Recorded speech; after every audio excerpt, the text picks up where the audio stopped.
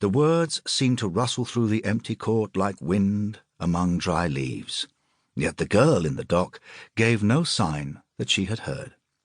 She stood exactly as she had been standing throughout the whole of that incredible day, with her hands resting lightly on the dock rails and her grey eyes fixed on something that seemed above and beyond the judge. Not once, so far as he was aware, had she even looked at him. She had never once looked at the jury. So far as it was possible to judge from her attitude, she had at no time throughout her trial been aware either of them or him. The dry voice continued to rustle through the dusty court, assisting the king's enemies, a heinous offence, the lives of brave men endangered, the safety of the realm, his duty to pass sentence. 10 years. It was over at last. The thin voice tricked into silence. In the hush that followed, his lordship gathered up his papers and rose, but he did not at once withdraw. He paused for a moment, a vivid splash of colour against the sombre background of the court, his eyes seeking out the girl in the dock, that pathetically young, graceful girl whose navy blue costume with the white ruff of lace at throat and cuffs was so soon to be exchanged for the grey garb of prison.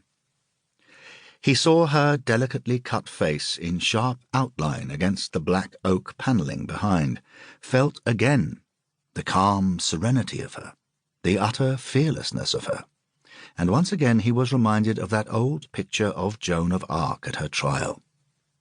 Then, as counsel bowed respectfully, he turned and disappeared through his private door at the back of the dais.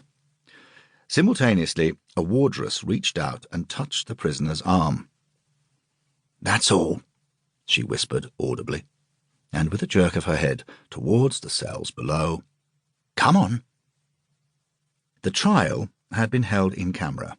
No details had been given either of the charge or of Isabel Ensor herself. No details ever would be given.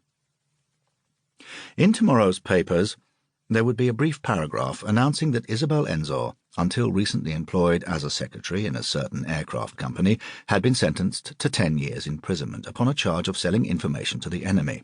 But that was all the public would ever know.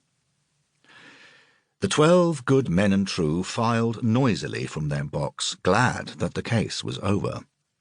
Upon the far side of the court, counsel for the Crown was gathering up his papers with an air of bored detachment, odd in one who a few minutes ago had been all fire and indignation. But that had been mere play acting, of course, part of the dramatics of the law. Robbed of its scarlet-robed judge and bewigged counsel, even the court itself took on the appearance of an empty stage.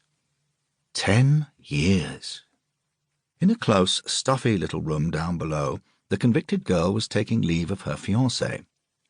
Behind the prisoner was a wardress, her eyes on the clock, as though 1 minute more or less could have any significance in the bottomless well of 10 whole years.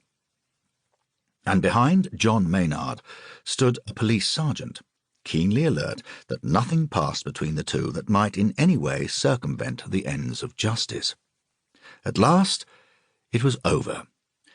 Dry-eyed, still smiling pathetically, Isabel was led away to commence her long sentence. John Maynard watched her all the way to the door and past it. When presently he turned to go, he found himself face to face with counsel for the defence, Gervase Crispin, K.C., the man he had himself briefed upon Isabel's behalf. "I'm sorry I could do no more," the lawyer said as their eyes met. "You did your best. We must find Walter Payne now."